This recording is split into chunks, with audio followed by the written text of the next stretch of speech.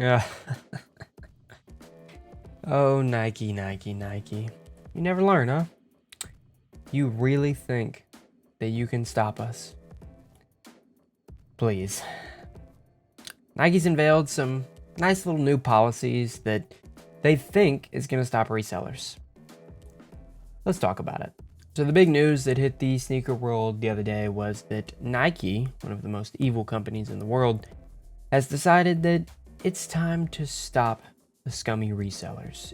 They're too good for that. Nike is way too good for that. So in this video, we're going to look at Nike's new policy, what this actually means for resellers. I've seen a lot of speculation about what it could mean or some things it may mean. I'm going to tell you what it actually means and what this all is actually about. So there's three main things that we're going to talk about in the video. Number one, Nike's already done this. This policy isn't new, and I'm going to prove it to you. Number two, Nike needs resellers, and don't worry, my fellow reseller friends, they know that. They're not going to do anything to take us away. And number three, we're going to look at what this actually changes because it may surprise you what it actually changes. So the first thing that we're going to look at is a CNBC article. I'm going to get you guys on the screen and we're going to check that out because this is big news now. This is like mainstream stuff. Like CNBC has picked it up now. So here's the first article that I want us to look at. Nike moves to curb sneaker buying bots and resell market with penalties. Okay, so the very first thing that we're going to talk about is a CNBC article. I'm not going to go word for word. There's just a few things that I want to point out. So it talks about some of the changes that Nike has made to their platform and to their policy. Look at this right here.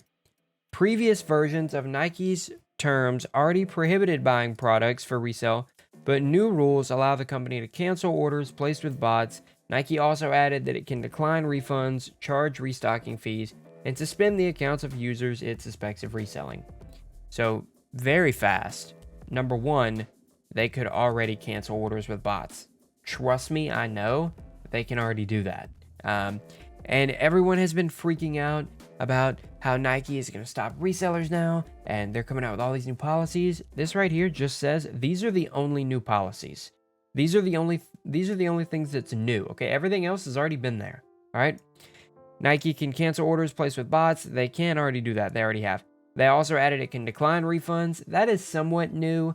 Charge restocking fees, which is also new. And then suspend the accounts of users suspected of reselling. That's kind of new, but not really. And I'll tell you why later. So really, their big points that they change is brand new big policy. It's not brand new. It's been this way. They just added a few more things to it. We're going to touch on more from this CNBC article in just a minute because there's definitely more things that I want to touch on. But for the next thing, we are going to go, I believe, to Complex is where I want to go next to talk about some other things. So obviously this happened in Korea first. All of these changes that Nike is unveiling, all of this happened in Korea first, and now they're just bringing it over to here.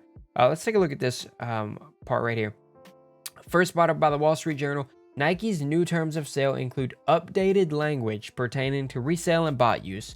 The policies, which have been in place for years, were revised this month to include harsher penalties for the brand who determine people who purchase for resale. This literally just said what no one has stated yet. Nike's new terms of sale include updated language, the policies which have been in place for years. Why is no one talking about this? I know it's very fun and clickbaity to say that, like, oh, Nike's brand new policies is taking down resellers, but it's been this way for years. Their policies have literally been this way for years. They just updated a few things that includes restocking fees and banning of accounts, which is somewhat new, which it is a thing, right? Nike now reserves the right to charge restocking fees, quantity limits, which they can already do. They can do that at Nike stores physically and online. You just don't see it very much. Flat out refuse returns, which is interesting. Look at this point. Deny access to any of its stores.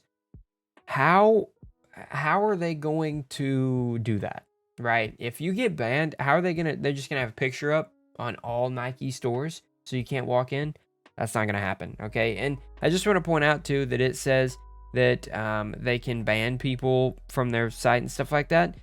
It also says right here, previous sanctions that remain in place. One of those is suspend or close accounts of suspected resellers. So another thing that people are freaking out about that's brand new, which is not brand new, It's been that way for years now. And this is literally just an updated policy. And honestly, when you look at it, they didn't really update too much about it. So the second point, I want to move on to point 2 now.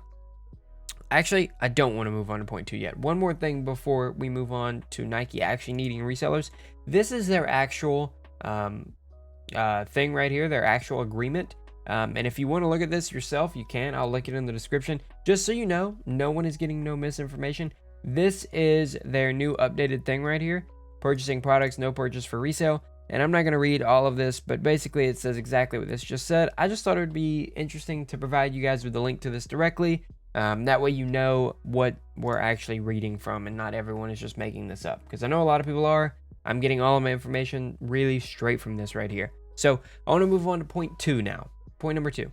Doesn't Nike need resellers, right?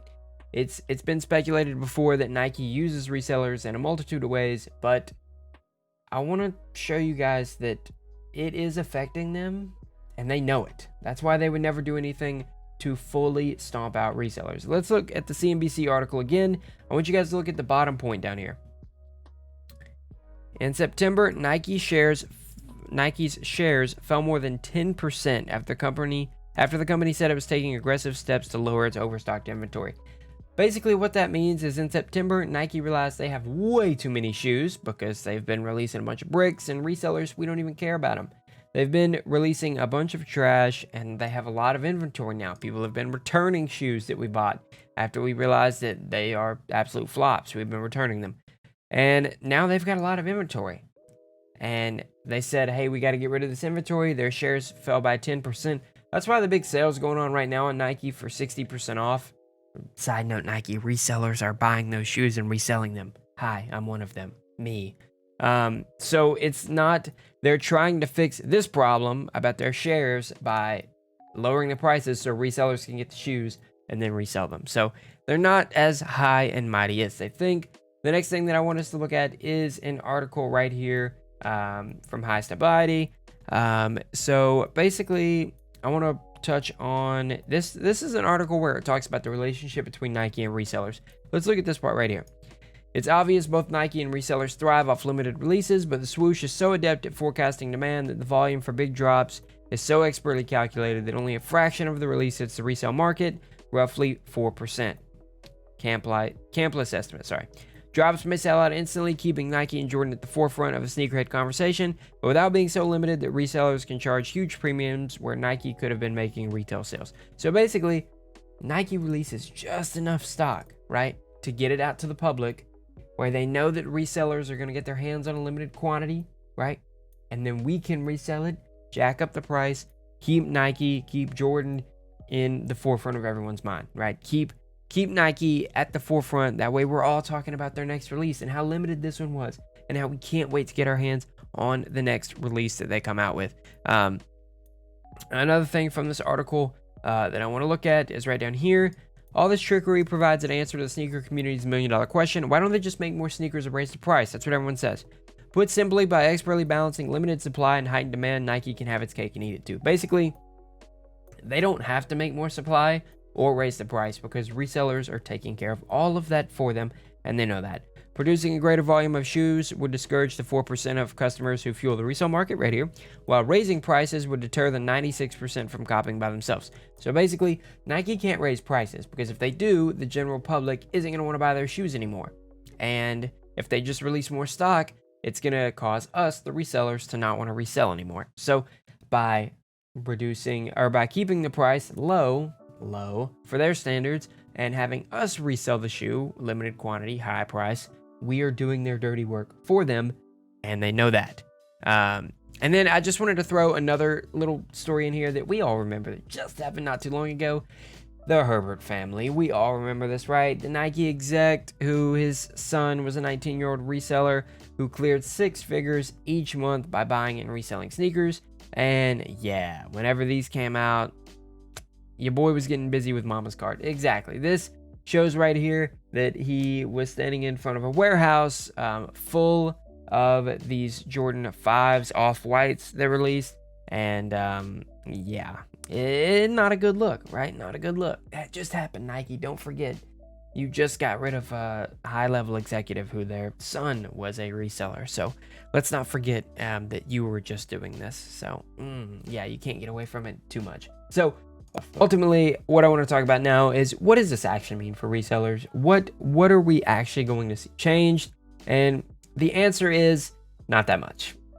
So really, the big new policy updates that they added into this was the fact that they could deny returns, which I'm interested to see how they work that, and the fact that they can cancel accounts based on people who they think are resellers. I don't know what they're going to use to determine that. I was talking about it today with some people in one of my cook groups, and honestly, we all brought up good points. It was like, you could just say you're buying shoes for someone else or for your family or a homeless shelter or whatever.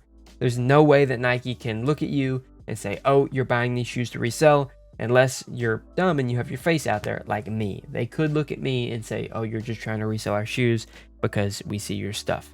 So ultimately, guys, not too much is going to change. I will say that we probably need to get a little bit smarter about the quantity of sneakers that we buy, especially like at outlets and stuff like that. Maybe don't just go in and try to buy full size runs. I know previously you could get away with like 5 pairs of the same model. Now I would back that off maybe to 3, and just try not to go too crazy at the outlets unless they're all kind of in your same size range. Then you can just say, hey, I'm buying them all for me. Look, they're all the same size.